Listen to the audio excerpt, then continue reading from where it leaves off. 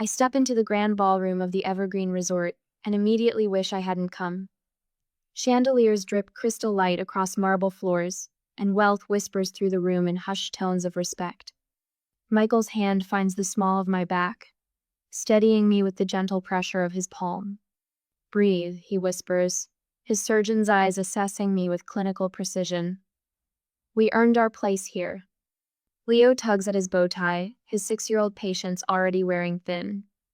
"Mom, this thing is trying to choke me." I kneel, adjusting the offending fabric with a smile. "Just for a little while, buddy. Remember our deal, good behavior now, swimming pool after." The reception crowd parts briefly, and my heart stops. A familiar profile catches my eye, the slight tilt of her head, the way she leans forward when she laughs. I haven't seen that gesture in 11 years, but my body remembers it instantly. The bride turns, champagne glass raised in a toast, and our eyes lock across the room. "Grace." "My sister." The champagne flute trembles slightly in my hand, the only outward sign of the earthquake happening inside me. I hadn't recognized the name Daniel Brooks in the invitation. I hadn't made the connection. I'd assumed Grace was still using our family name Collins. Her gasp cuts through the ambient conversation like a blade. Heads turn. The music continues, but a bubble of silence forms around us, stretching across the divide. Behind her, Mother's face drains of color, then flushes crimson. Father moves protectively toward Grace, his broad shoulders creating a barrier between us just as he's done all our lives. "What are you doing here?" Mother hisses, loud enough that nearby guests turn with curious eyes. The familiar shame rises in my throat. For a heartbeat, I'm 21 again, standing in the rain with a suitcase, homeless and alone. Michael steps forward, his voice firm but measured. "My wife is a guest. She's the CEO of MedNova. We were personally invited by the groom." The name MedNova ripples through the cluster of medical professionals nearby. I hear whispers, see recognition dawn in their eyes. "CEO?" A woman in a burgundy dress turns to her companion. "That's Amber Collins?" The rain soaks through my thin jacket as Father's words echo in my memory. "If you're too ungrateful to help at the clinic, don't come back." The slam of our front door punctuates his sentence, final as a judge's gavel. Now, I stand straight-backed in Valentino, the rain a distant memory. The scared girl is gone. In her place stands a woman who built something from nothing, who refused to disappear. Dr. Daniel Brooks approaches, confusion creasing his brow. His gaze darts between Grace's frozen face and my composed one. "You know the CEO of MedNova?" He directs this question to my parents, then turns to me with growing interest. "We've been trying to partner with them for months. Your patient monitoring system is revolutionizing post-surgical care." Grace attempts a smile, but it falters at the edges. Mother and father exchange glances loaded with panic. The whispers among the wedding guests grow louder, more insistent. I could make a scene. I could expose 11 years of lies. I could tell Daniel how they told everyone I'd failed out of college, how they'd painted me as irresponsible while pocketing my tuition money for Grace's benefit. The power is finally mine. Instead, I simply say, "Hello, Grace. Congratulations." The simplicity lands like a thunderclap. Grace flinches as if I'd shouted. Michael's hand returns to my back, a silent question. "Stay or go?" Leo looks up at me, innocent to the undercurrents swirling around us. "Mom, is that lady in the white dress your friend?" Daniel's gaze sharpens. He looks between Grace and me, his new bride and the stranger who clearly isn't a stranger. "Grace." His voice carries confusion and the first notes of suspicion. "I thought you said your sister was." His voice trails off, the unfinished sentence hanging between us. Grace's eyes dart frantically between her new husband and her parents. For the first time in my life, I watch her struggle for words. Have you ever walked into a room and immediately regretted it? The smart move would be to grab my family and quietly slip away. Let Grace have her perfect day. Let sleeping dogs lie. But sometimes regret is just fear wearing a mask. And I stopped being afraid a long time ago. And this is my wife, Grace. Daniel beams, his arm sliding around her waist. Stanford graduate and the brilliant mind managing her family's medical practice back in Vermont. I stand 10 feet away, my champagne untouched, watching my sister nod demurely as she's introduced to a cluster of doctors. Her pearl earrings catch the light when she tilts her head, a gesture I recognize from childhood or tell when she's about to stretch the truth. The Collins Clinic has been serving our community for 30 years, she says, voice pitched perfectly between pride and humility. We specialize in family medicine with some geriatric care. Michael touches my elbow, drawing my attention to the conversation unfolding beside us.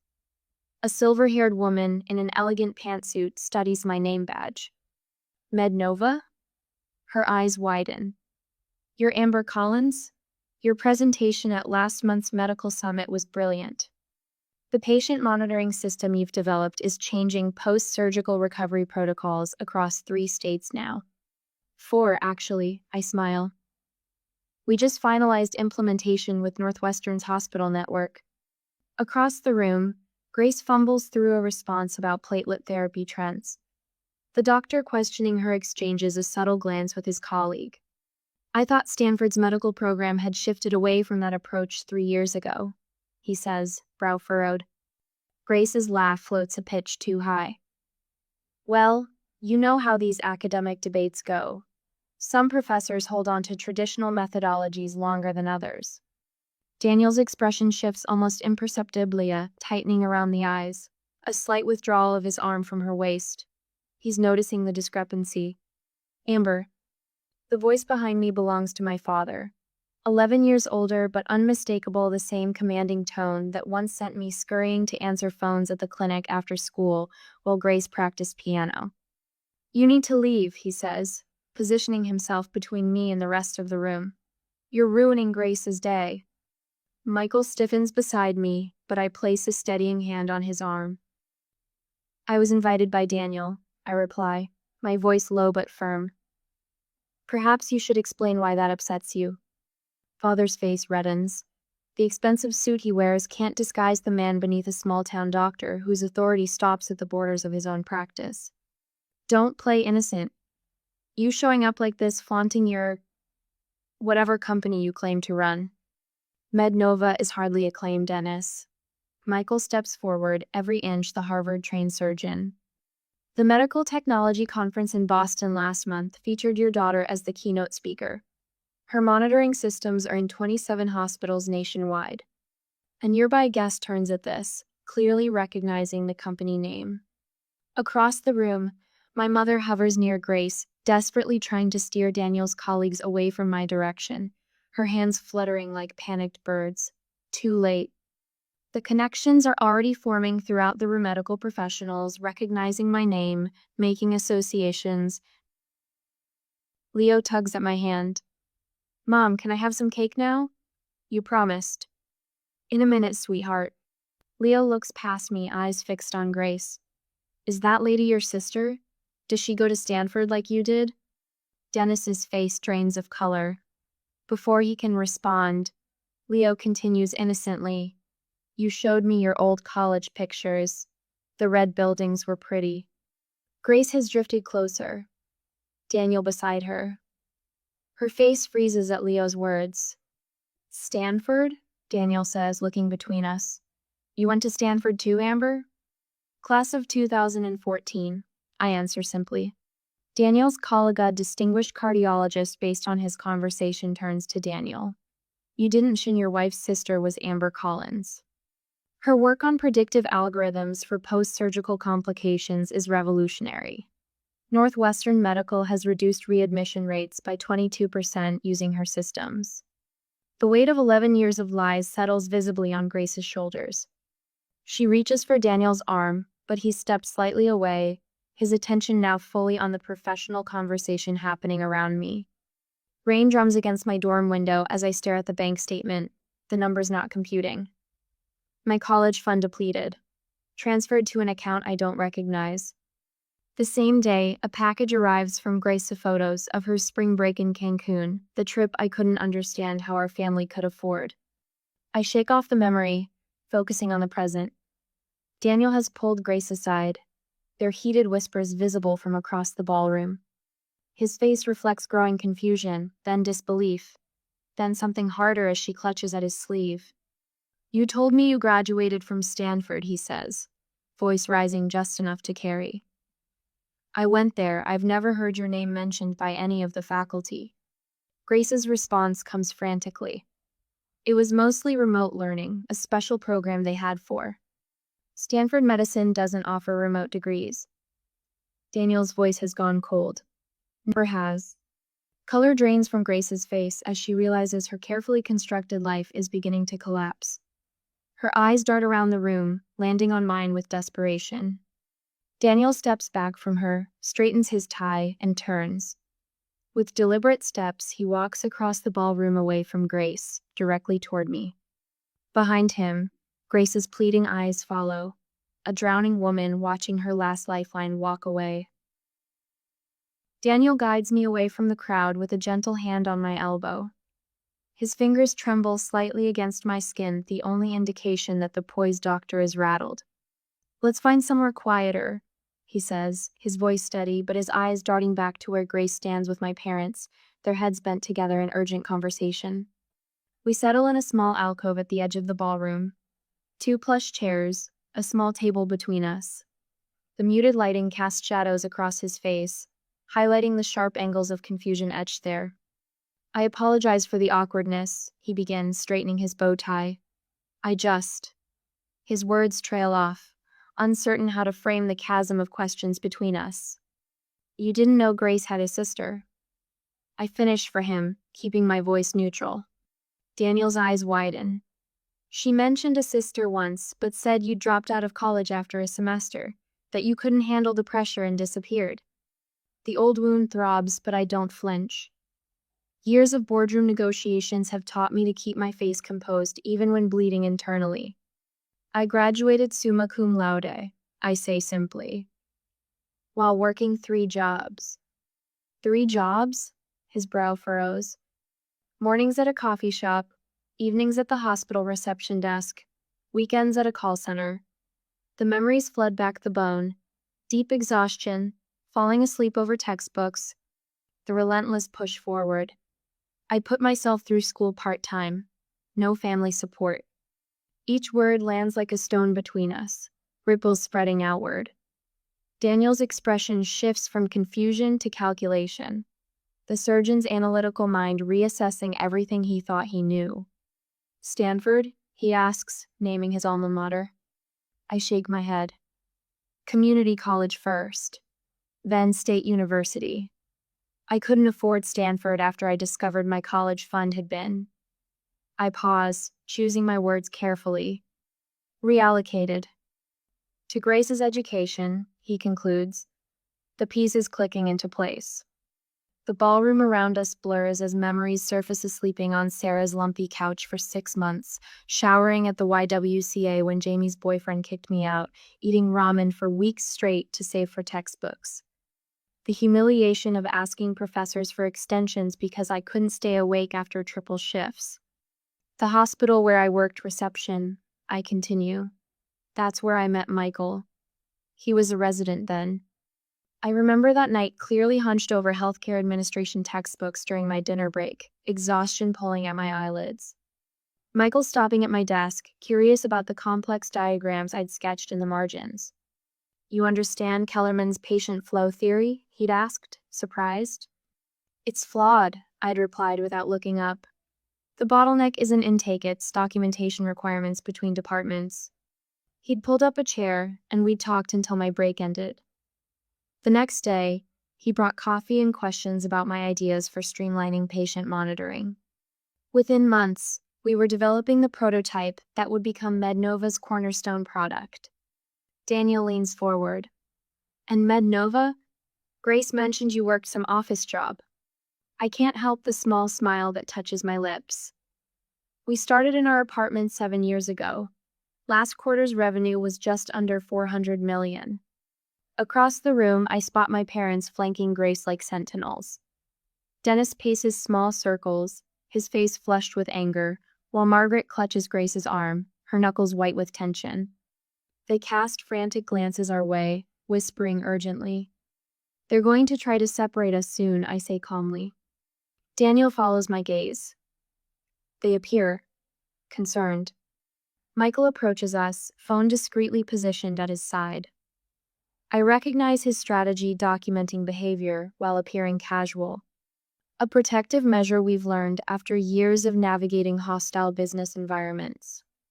Everything all right here? He asks, his surgeon's eyes performing a quick assessment of my well-being. Just catching up, I reply, gratitude warming my chest. The man standing beside me, steady, brilliant, can seize me as I am, not as my family's convenient narrative.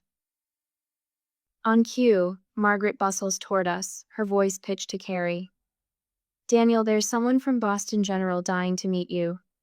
Her eyes slide past me as if I'm invisible. A familiar sensation. Daniel stands his ground. In a moment, Margaret, Amber and I are having an important conversation. My mother's smile stiffens. Always the attention seeker, our Amber. She turns to the nearest cluster of guests. She's always been jealous of her sister's accomplishments. The statement hangs in the air like smoke, acrid and choking. Several guests shift uncomfortably, eyes darting between us. I remain seated, back straight, face composed. Michael's hand rests on my shoulder, a silent anchor. When the bathroom door swings closed behind me 20 minutes later, I'm not surprised to find Grace already inside, reapplying mascara with trembling hands. Our eyes meet in the mirror.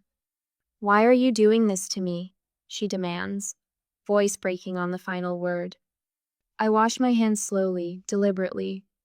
Doing what, exactly? Ruining my wedding, making Daniel question everything. Tears streak her carefully applied makeup. I'm not doing anything, I reply softly. I'm simply existing. Grace slams her mascara wand onto the marble counter. You were supposed to stay gone. For the first time, I see the fear behind her anger, the terror of a house of cards beginning to collapse. They told everyone you were a dropout, she continues, words tumbling out like a confession. That you couldn't handle responsibility. That you were... And yet here I am, I interrupt, handling quite a lot. When I emerge from the bathroom, my composure is intact. I return to Michael's side, to the warmth of his hand finding mine. Grace follows minutes later, makeup freshly applied, but something essential has shattered behind her eyes. I notice it immediately, the subtle shift in the room. Wedding guests gradually drifting toward us, drawn by genuine curiosity. A neurosurgeon discussing patient monitoring innovations with Michael. A hospital administrator slipping me her card. Your post-operative monitoring system reduced our complication rates by 30%, she tells me. We'd love to explore expanding its implementation. Daniel stands at my elbow, attentive to the conversation, asking insightful questions about MedNova's technology. His new bride hovers at the periphery, unmoored. Father approaches, shoulders squared for battle. Daniel, he interrupts loudly, this is Grace's wedding. Let's focus on her accomplishments.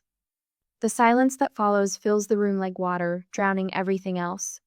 All eyes flick between Daniel and Dennis, then to Grace, whose smile stretches thin across her face. No one speaks. No one needs to. Sometimes silence holds more truth than any words could express. I hand my half-empty champagne flute to a passing server and check my watch. We've stayed long enough. Michael catches my eye across the room where he's extricating himself from a conversation with an enthusiastic orthopedic surgeon. His slight nod confirms we're on the same wavelength, as always. Are we leaving now? Leo tugs at my hand, hope brightening his eyes. Swimming pool time? Yes, buddy, just one more thing. I pull a small cream-colored envelope from my clutch. Inside rests a certificate for MedNova stock, not life-changing money, but enough to make a statement. This is who I am now, not the desperate girl they threw away. Michael joins us, his hand finding the small of my back. Ready? Almost. I scan the room for Daniel. The poor man deserves some courtesy on his wedding day, even if his in-laws don't. We find him near the bar, watching Grace with an expression I recognize too well, the first hints of doubt creeping into what should be certainty. My sister works the room with practiced charm, but now I notice how she flinches slightly when medical terms enter the conversation, how quickly she redirects. We're heading out, I tell Daniel, offering the envelope. Congratulations again. He takes it with genuine warmth. Thank you for coming, especially considering. His eyes drift toward my parents, who hover nearby like vultures circling wounded prey. I appreciate the invitation. I mean it. Closing this chapter matters more than I realized. Daniel leans closer, voice dropping. I'd like to visit Mednova sometime. Professionally. Our eyes meet, understanding passing between us without words. He knows. Maybe not everything, but my assistant will set it up. I offer my business card, aware of Grace watching us, her smile cracking at the edges like old porcelain. Mother glides toward us, social armor firmly in place. Amber was always so driven, she tells a nearby guest with calculated lightness. Of course, she had advantages we couldn't provide Grace. The blatant reversal of truth would have wounded me once. Now it's almost comical. What advantages were those, Mrs. Collins? Michael asks innocently. The 3 jobs while putting herself through night school, or sleeping on friends' couches after you took her tuition money? Mother's face hardens, but a cluster of Daniel's colleagues has drifted within earshot. She retreats a step, recalculating. Leo looks up at me, confusion clouding his face. Aren't those people your family, Mom? The question silences everyone within hearing distance. Simple, direct, unintentionally devastating. I kneel to his level. They're relatives, buddy. Family is different. Father chooses this moment to approach, puffing up his chest like he did when I was young and easily intimidated. You can't just waltz back into our lives and... I'm not interested in walking back into anything.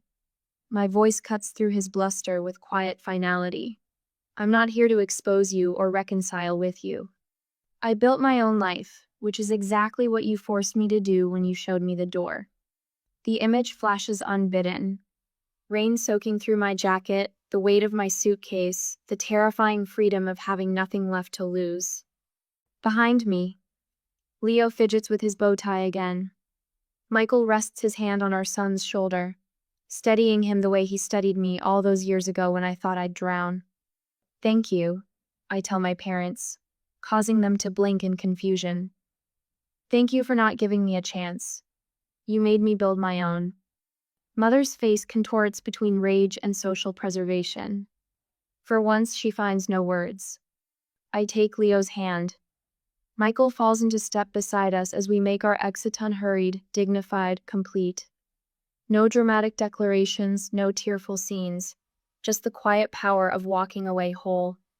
Whispers follow us like gentle rain, but unlike that night 11 years ago, they don't touch me. I've built an umbrella of accomplishment that shields me from their storms. In the lobby, Leo breaks free and spins with childish delight. Pool time. 10 minutes to change, and I'll meet you there, Michael tells him, tousling his hair. As we cross toward the elevators, I catch our reflection in the polished marble Walla family of 3, solid and connected. Behind us, through the ballroom doors, I glimpse Daniel watching our departure, then turning back to his new bride with new questions in his eyes. Some weddings mark beginnings. This one marks an ending, the final release of expectations I never needed to fulfill, approval I no longer seek, and pain I refuse to carry forward. Leo punches the elevator button with enthusiastic determination. Up we go. Yes, up we go indeed. Sunlight angles through the floor-to-ceiling windows of my office, casting long shadows across the polished concrete floors. 1 month has passed since Grace's wedding, but the memory still lurks in corners of my mind like a half-forgotten dream. I scan the partnership proposal from Boston Memorial, a contract worth 8 figures sprawled across my desk.